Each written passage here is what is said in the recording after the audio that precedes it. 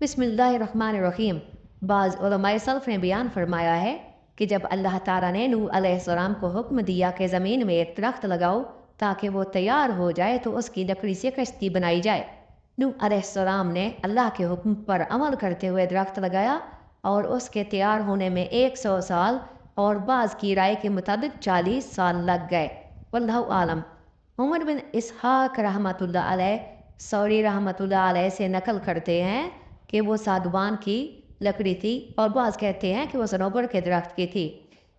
इमाम सूरी रहमतुल्लाह अलैह फरमाते हैं कि अल्लाह ताला ने हज़रत नूह अलैहिस्सलाम को हुक्म दिया कि उसकी लंबाई 80 हाथ बनाई जाए और उसके अंदरूनी और बैरूनी हिस्सों पर तारकोल लगाई जाए और उसके सामने वाला हिस्सा ऊपर को उठा हुआ हो ताकि पानी को चीर सके। सब अहले राय कहते हैं कि उसकी बुलंदी 30 हाथ थी और वो कश्ती 3 मंजिलों वाली थी और हर मंजिल 10 हाथ ऊंची थी। निचला हिस्सा चौपायों और जंगली जानवरों के लिए था और दरमियानी हिस्सा इंसानों के लिए मखसूस था और सबसे ऊपर वाला हिस्सा परिंदों के लिए मखसूस था। उसका दरवाज़ा चौड़ाई की जानिब था। उसको ऊपर से एक ढक्कन से मुकम्मल तौर पर बंद कर दिया गया था।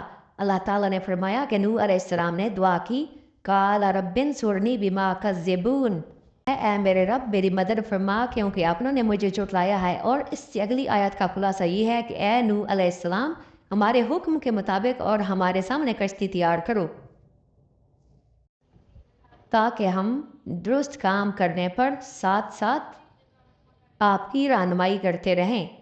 बस जब हमारा हुक्म आए और तंदूर जोश मारने लगे तो हर चरिंद परिंद और जानवर में से एक एक जोड़ा कश्ती में सवार करो और अपने घर वालों को भी, मगर जिनके मुताल्लिक हमारा फैसला पहले हो चुका है उनको सवार नहीं करना और जालिमों के बारे में मुझसे बात न करना, यकीनन वो डबो दिए जाएंगे।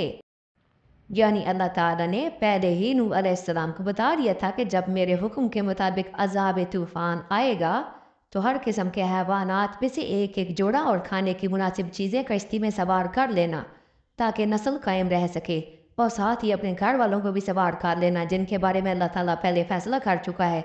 जो काफिर हैं तो उन पर तेरी दुआ नाफिज ना होगी और अल्लाह का अजाब उनको अपने लपेट में ले लेगा, उनसे अजाब टाल नहीं सकता। और साथ ही अल्लाह ताला ने यह भी हुक्म दिया कि जब मेरी तरफ से अजाब नजर आए तो जालिमों और काफिरों के बारे में मुझसे कोई सवाल ना करना क्योंकि उनकी तबाही का मैं फैसला कर चुका हूँ और मेरा फैसला वापस नहीं लिया जा सकता और अल्लाह ताला जो चाहे करता है।